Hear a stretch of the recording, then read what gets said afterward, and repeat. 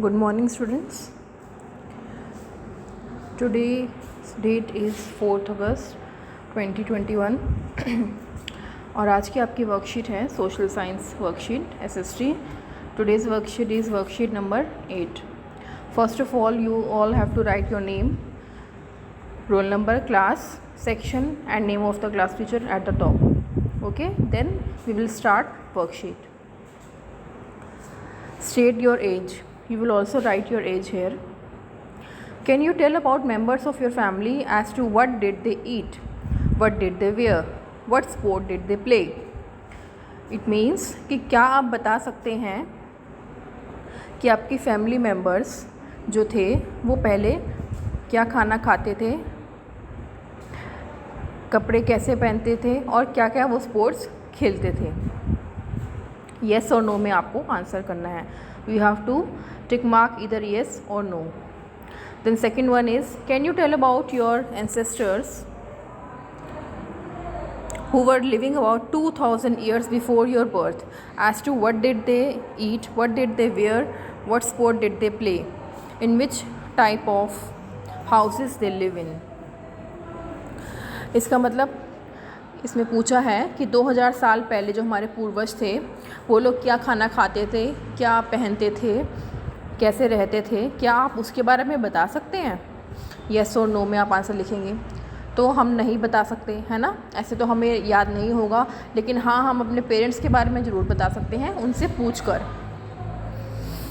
Then third question is, then how could we know about them.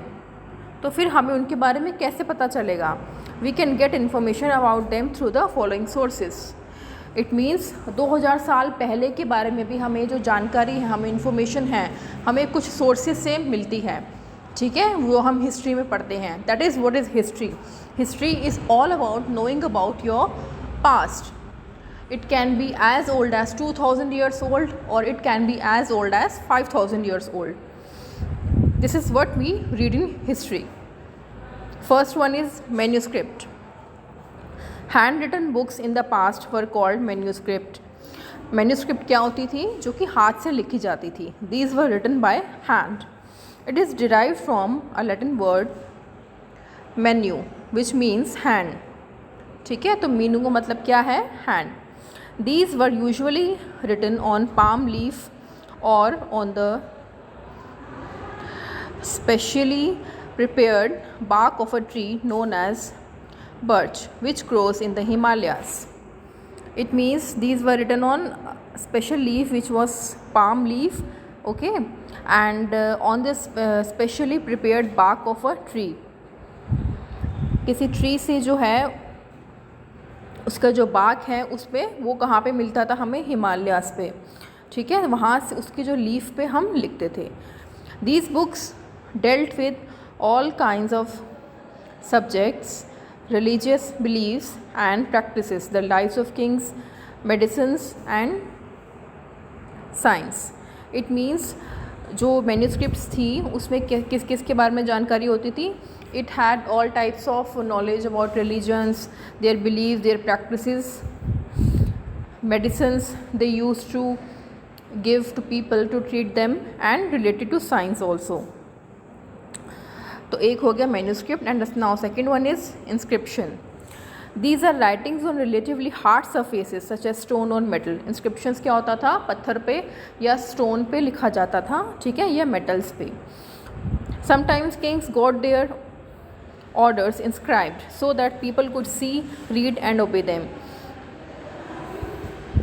There are other kinds of inscriptions as well, where men and women, including kings and queens, recorded what they did. तो inscriptions पे ज़्यादातर जो Kings से अपने orders छपवाते थे ताकि लोग उसे हमेशा याद रखें. ठीक है, जब पेपर नहीं होता था तो इस तरीके से इंफॉर्मेशन लोगों तक पहुंचाई जाती थी और उसका फ़ायदा हमें हुआ. We got benefited from them. Why? Because even after thousands of years we can get any information about them, about their religion, food practices and other things. Now third thing from which we get information about history is remains and sculptures. Remains and sculptures मतलब कि जो archaeologist होते हैं, जब हम देखते हैं TV में, आप नेशनल ज्योग्राफिक चैनल देखते होंगे या डिस्कवरी चैनल देखते होंगे, तो वो मिट्टी खोदते हैं ज़मीन के नीचे से, कभी कुछ निकलता है, कभी कोई बर्तन निकलता है, फिर हमें पता चलता है कि वो हज़ारों साल पुराना है। उससे हमें इतिहास के बारे में, हिस्ट्री के बारे में इंफॉर्मेशन मिलती है। There were many other things that were made and used in the past. The remains of buildings made of stone and brick, paintings and sculpture. मतलब कि किसके रिमेन्स मिलते थे? स्टोन के, ब्रिक्स के, पेंटिंग्स के और स्कल्पचर के। Objects that are made of hard imperishable substance usually survive for a long time। अब जो चीज़ें ऐसी होती जो बहुत हार्ड होती थी, ठीक है, मेटल से बनी होती थी, तो वो कई हज़ारों साल तक वो ज़मीन के नीचे रह गई, वो ख़त्म नहीं हुई, पेरिश नहीं हुई। Archaeologists also look for bones of animals, birds and fish to find out what people ate in the past। It means जो आर्कियोलॉजिस्ट कौन होते हैं बेटा? उनका काम होता है पुरानी चीज़ों के बारे में स्टडी करना। तो what they do is they get information through bones of animals, ठीक है, जो bones होती हैं वो ज़्यादा जल्दी जो हैं ख़त्म नहीं होती हैं, ठीक है। तो बर्ड्स की बोन्स हो गई, फिश, एनिमल्स, तो उनसे बहुत सारी जानकारी मिलती है हमें। Plant remains survive far more rarely if seeds of grain or pieces of wood have been burned. तो प्लांट के रिमेन्स से, एनिमल बोन्स, मेटल्स, ठीक है, और इन सब से हमें हिस्ट्री के बारे में इंफॉर्मेशन मिलती है। तो इस वर्कशीट में हमने क्या पढ़ा?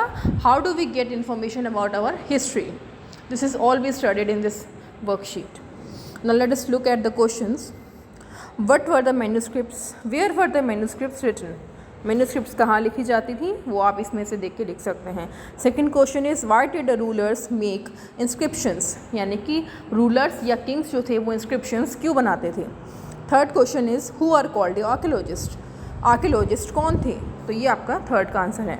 Archaeologist those who study the objects made and used in the past are called archaeologist. It means those who study history, जो पुरानी चीज़ों की स्टडी करते हैं, इतिहास की स्टडी करते हैं, दे आर कॉल्ड आर्कियोलॉजिस्ट।